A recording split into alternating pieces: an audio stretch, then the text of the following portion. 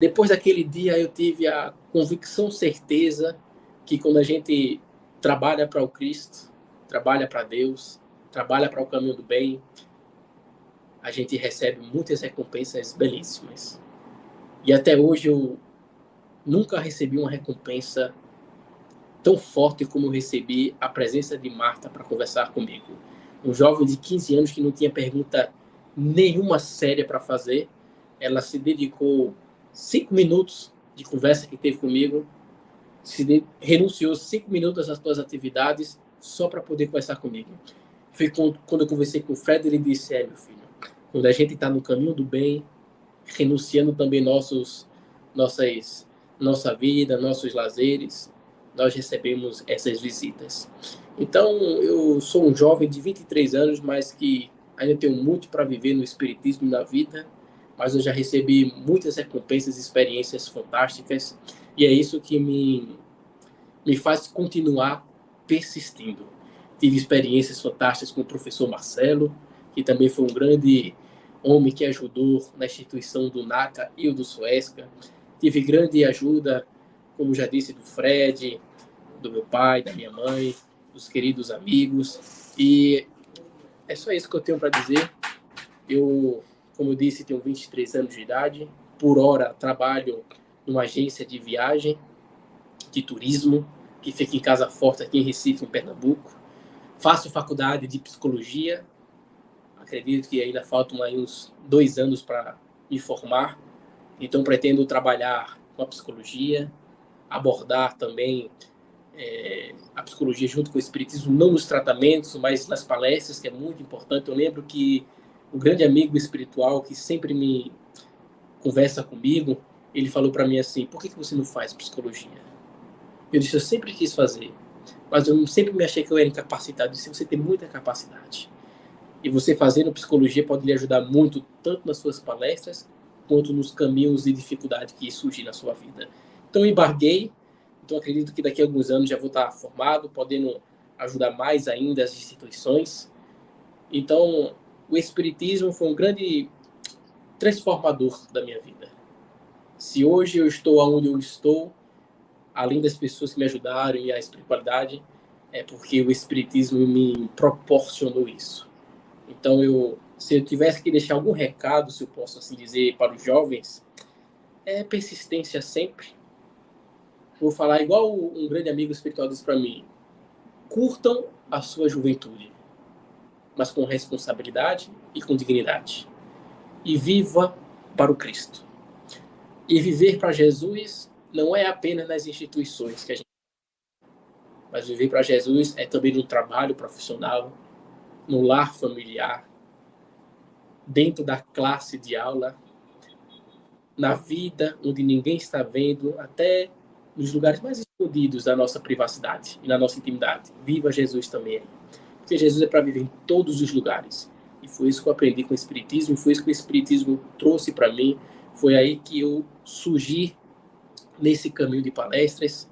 Eu só tenho a agradecer. Eu acredito que se fosse para eu dar um sentimento e uma única palavra por tudo que eu sinto nos meus 23 anos de idade, é 100% gratidão.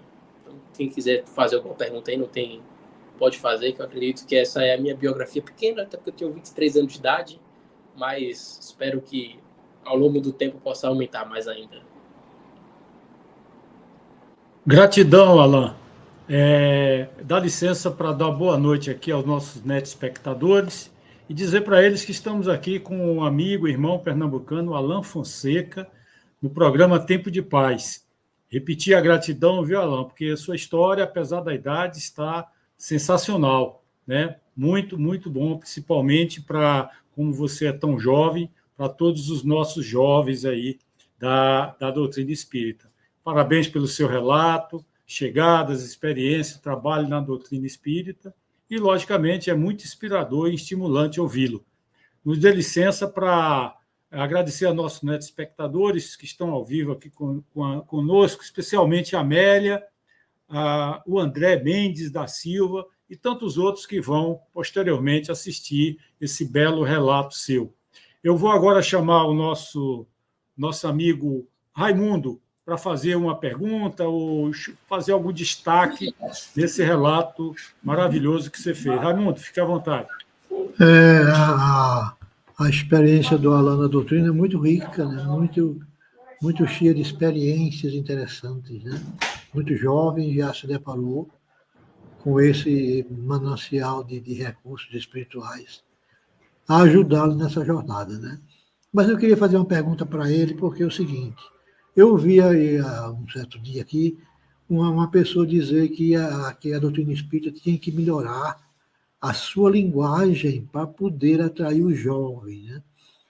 E eu fiquei sem saber que linguagem é essa que a gente precisa aprimorar, né? Melhorar, mudar, para que o jovem seja atingido, né? E você, como jovem, né? Como presidente da instituição espírita, você vê também dessa forma? Eu acredito que, por ter muitos jovens, existem muitos livros ainda com com um vocábulo muito rico e muito difícil de entendimento para alguns. É tanto que de muitos amigos que eu tenho que apresentam algum livro, a maioria deles desistem porque dizem que ler 2 linhas é tanta palavra difícil que não consegue entender. Então, quando você tem um livro mais apropriado para jovens, com um vocabulário mais terra a terra, mais tranquilo, mais leve, isso chama muito mais atenção também. Não que esses livros que tenham esse vocabulário ainda mais culto, que não tenham importância, até porque eu adoro ler esses livros, e quanto mais você vai lendo livros, mais você vai ganhando vocabulário, mais você vai entendendo os outros livros. Quando eu comecei a ler livros, eu tive muita grande dificuldade de começar nos livros de André Luiz, porque eu não entendia muitas palavras dele. Então, eu comecei a ler alguns livros mais de jovens, pegar mais experiência nos livros, e quando eu comecei a ler os livros de André Luiz, de Emmanuel, comecei a entender muito melhor. E tem muitas palestras também, tirando os livros, que os palestrantes falam muito bem, porém falam de uma forma muito difícil, e isso não atrai muitos jovens. Então, se você tem que falar também um pouco do linguajar do jovem, não é gíria, mas é uma forma que eles entendam, para que eles possam ter uma chamativa naquela palestra, não é? Então, eu acredito que para quando a gente tem jovens, a gente precisa se adaptar um pouco a poder atrair a atenção dos jovens. Não é a mesma coisa eu fazer uma palestra para pessoas adultas cultas, é uma palestra totalmente diferente de fazer para jovens, porque eu tenho que adaptar a linguagem deles, algumas brincadeiras deles, para poder atrair a atenção. Se o espiritismo e as casas espíritas em todos os tempos religiosos precisam de jovens para continuar, a gente precisa também se adaptar a algumas palestras, em alguns livros, de trazer também uma abordagem mais leve para atrair os jovens. É tanto que os livros que eu escrevo, eu tento escrever de uma forma muito leve e tranquila para que possa atingir todo tipo de público, principalmente jovens que estão mais necessitados nesse momento. Espero ter respondido a sua pergunta. Sim, respondeu, sim. Eu estava esperando uma resposta mais ou menos nesse sentido, né? Mas foi bom você ter dito isso, porque a gente que também trabalha na área de divulgação da doutrina, de palestra, fazer melhor, pensando mais nesse sentido, porque eu penso que não é só o jovem, mas qualquer pessoa que não tenha um vocabulário bem elaborado, né? Ou mais ou menos bem elaborado, pode sentir dificuldade de entender determinadas mensagens, né? Determinados livros. Né? Então, eu acho que. Agora, o jovem, porque o jovem é aquele que precisa para dar continuidade à obra, né? Porque sem o jovem, a obra não vai ter continuidade, né? Exatamente. Então, tá bom, muito bom, Alain. Obrigado aí a você. Gratidão, Raimundo. Alain, vocês me fizeram lembrar, os consultores agora da inteligência artificial, eles nos dizem para fazer, né, para dizer para a máquina, mais ou menos, o que você quer como resposta, né? E é muito interessante, porque eu no chat GPT, eu coloquei lá que toda pergunta que eu fizer, viu, Alain e Raimundo, e o Índice e Elise, ele me responda como se eu fosse uma criança. Entendeu? E é muito interessante, Raimundo, porque quando ele me responde, ele dá exemplos mais claros, sabe? Quer dizer, atinge, como o Alan falou, né, uma linguagem mais simples, mas que traz a mesma mensagem. Mas muito bom, Raimundo, sua pergunta, gratidão. Whindersson, por favor, você quer fazer alguma pergunta para o Alan? Fique à vontade. Whindersson? Olha, eu quero dizer o seguinte, né? Oi, tá me ouvindo? Tá me ouvindo, Perfeito. Vivaldo? Positivo. Eu quero dizer que o Alan, no seu planejamento reencarnatório, né, ele deve ter se preparado para abraçar essa tarefa. Porque não é porque ele está perto de Fred, porque muitos ficaram perto de Jesus e não assimilou a mensagem de Jesus. A gente vê que os jovens realmente eles têm um compromisso, né, com o trabalho, com a fidelidade, né, à mensagem de Cristo. E com relação a essa questão de jovem, Raimundo pensou bem, mas na verdade nós que somos o jovem que deu certo, né? Porque diz que o idoso é o jovem que deu certo, viu, Valdo?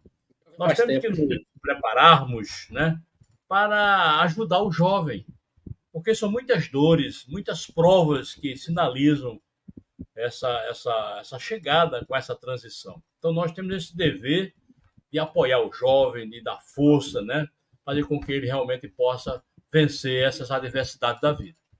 Mas a gente sabe que o trabalho continua, né?